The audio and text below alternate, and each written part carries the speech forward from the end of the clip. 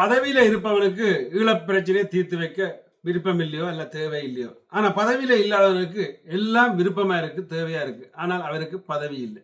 So இதுதான் தமிழ்நாட்டில் உள்ள நிலைமை. மக்களே, ஒரு சிறிய விடயம் மீண்டும். அதாவது கௌரவ பாராளுமன்ற உறுப்பினர் டாக்டர் அர்ஜுனா அவர்கள் ஸோ நாடு திரும்புகிறார். விஜயை பார்க்கும் முயற்சியில் தோல்வியிட்டு நாடு திரும்புகிறார். இதை நினைச்சு நான் மகிழ்ச்சி அடைகிறேன். ஏன்னா என்னத்தை சொல்ல போனாரு யாருக்கு தெரியும். இதை கொண்டே மாட்டிக்கட்டி விட்டுட்டு வந்தாங்கன்னா அது வேற பிரச்சனையா போகணும். ஸோ அவருடைய வெற்றி என்ன உங்க போனதுல என்று பார்க்கல, நாம் தமிழர் கட்சியை எப்படியாவது நாசமாக்கணும் என்று முயற்சி செய்திருக்க. அந்த முயற்சியில வெற்றி பெற்றிருக்கிறார். ஏன்னா இவரை தேடி வந்த செய்தியாளர்கள் எல்லாம் நாம் தமிழர் கட்சியை வைத்து ஏதோ ஒரு வகையில் வரத்தெறிஞ்சவர். அதாவது இவர் பெரிய ஒரு கொள்கையோட போயிருக்கிறார் என்றதை கடைசியாக தான் நாட்டை விட்டு போய்க்குள்ள சொன்ன விடயத்தை தான் உங்களுக்கு சொல்லவார்.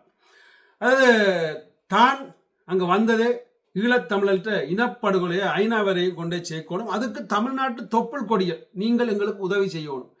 அதாவது இவர் சொல்லித்தான் உதவி செய்யணும் இல்லை, தொப்புள் கொடிகளுக்கு முதலே தெரியும் உதவி செய்யணும், நாங்கள் தமிழர் என்று தெரியும். ஆனால் இவர் யாரை வேண்டி நிற்கிறான்னு பார்த்தால் முதலமைச்சர் விஜய் அவர் தான் செய்ய முடியும், வேறு யாராலையும் செய்ய முடியாது. இவ்வளவு காலம் கருணாநிதியாலும் செய்ய முடியாது, எம்ஜிஆர்லாம் செய்ய முடியாது, இல்லாட்டி யாராலும் செய்ய முடியாது, விஜயெல்லாம் செய்ய முடியும். அதை நான் பார்க்கணும் என்ற கண்ணால் இருக்கா. நான் அண்ணன் விஜயால பார்க்க வேணும் என்ற மாதிரி தான் துடித்தார். ஆனால் அவரை பார்க்க முடியாமல் திரும்பி விட்டால் தான் திரும்பியும் வருவேன் தமிழ்நாட்டுக்குன்றதையும் சொல்லிட்டு சென்றிருக்கிறேன். அதாவது இந்த விடயத்தை நான் எப்படி பார்க்குறேன்னா, அது காங்கிரஸ்ன்றது தான் எங்களை அழித்தது, அது எங்களை கொன்று குவித்தது காங்கிரஸ். அதுதான் இந்தியா நாள், அதாவது மே 18. அந்த நாளில் இந்த விடயத்தை இவர் போய் கதைச்சு, அதாவது காங்கிரஸோட இருக்கிற அந்த விஜய் அண்ணாக்கு இவர் சொன்ன விடயம் எப்படி பொருந்தும்ன்றதை இவர் ஒரு அறிவாளி படித்தவர் என்று நினைச்சு நான் மனவருத்தப்படுறேன். அதாவது காங்கிரஸ் விலத்தினாலே இவற்றை ஆட்சி போச்சு, விஜயண்டி ஆட்சி போச்சு. அப்போ அப்படி கொண்ட நிலையில என்னென்று காங்கிரஸ் அதை செய்யும். அதாவது கொலை செய்தாலே பக்கத்தில் இருக்க இதுக்கு தீர்வு கொடுக்க சொன்னா எப்படி அது வாய்ப்பு இருக்கான்றது எனக்கு தெரியல. அதாவது அரசியல் அறிஞர்களே எழுதுங்க உங்களுக்கு தெரிஞ்சால். ஸோ அப்படி கொண்ட நிலையில இவர் இப்போ இன்னும் ஒரு புறாவும் விட்டுட்டு போயிருக்கார். அதாவது புறான் மீன் எப்படின்னா ஒரு பெரிய ஒரு புழு ஒன்று புளிக்கிட்டு போயிருக்கேன். நான் இன்றைக்கு போய் இறங்கிய கட்னாக்கா ஏர்போர்ட்டில் என்ன ஸ்ரீலங்கா அரசாங்கம் கைது செய்ய வாய்ப்பு இருக்கு. அதாவது இவருக்கு கைதி என்றது ஒரு பெரிய ஒரு பொருட்டே இல்லை. ஏன்னா இவர் பல தரம் சும்மா விளையாட்டுக்கெல்லாம் ஜெயிலுக்கு போட்டு வர்றார். அப்படி ஒரு இதுதான் இது. அதை விட இந்த முறை இலங்கை அரசு இவரை கைது செய்யுமன்றது என்ன பொறுத்தவரை அது வாய்ப்பு இல்லை. சில நேரத்தில் இவராயே ஃபோன் பண்ணி ஒருக்கா எனக்கு கொண்டே உள்ளுக்க வச்சுட்டு இருக்கா விடுங்க என்ற பப்ளிக் ஆகணும் என்று சொன்னாரோ எனக்கு தெரியாது. ஏனென்றால் இவர் இங்கே போய் இப்போ கதைச்சது எல்லாம், இப்போ இனப்படுகொலை பற்றி கதைச்சது எல்லாம் அதெல்லாம் இலங்கை அரசாங்கம் தெரியும். அங்கே இந்தியாவில் இருக்கிறார் காங்கிரஸ் இந்தியாவில் என்றது இவைக்கு தெரியும். அப்போ அதெல்லாம் நடக்க போகிறதும் இல்லை. இவர் கதைச்சது இலங்கை அரசுக்கு ஆதரவான விடயங்கள். அதாவது நாம் தமிழர் கட்சியை ஒழிக்கணும்ன்றதுல இலங்கை அரசு அது எந்த அரசாக இருந்தாலும், இப்போ அனுராத அரசாக இருந்தாலும் கூட அது கட்டாயம் உள்ளுக்குள்ள ஒரு விருப்பம் இருக்கும். ஏன்னா நாம் தமிழர் கட்சி அது பெரிய அளவில் ஒரு விடுதலை புலிகளை வச்சு வளர்க்குற ஒரு கட்சி மாதிரி தான் பார்க்க தெரியும் எல்லாருக்கும். அப்படி ஒரு கட்சியை கட்டாயம் அழிக்கணும்னா எல்லாருக்கும் ஒரு ஆசையாக இருக்கும். அப்போ அந்த வேலையில் இவர் கச்சிதமாக முடிச்சுட்டு போய்க்கல நிச்சயமாக மாலை போட்டு தான் வரவேற்பார்கள்.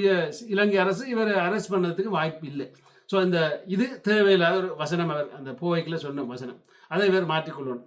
அடுத்தது இன்னும் முறை நான் சொல்ல விரும்புகிறேன்னா, இவர் நாம் தமிழர் கட்சியை தான் ஃபுல்லாக தாக்கிட்டு வந்தவர். ஆனால் ஒரு ஒரு சின்ன விடயத்தை பார்க்கணும். அங்கே நாம் தமிழர் கட்சின்றது உருவாகாட்டி இப்போ அந்த அந்த போராட்டம்ன்றதும் அங்கே இருந்திருக்காது. இந்த போராட்டத்தை பற்றியெல்லாம் இப்போ அங்கே கதைக்கிறதுக்கு ஆக்களும் இருந்திருக்காது.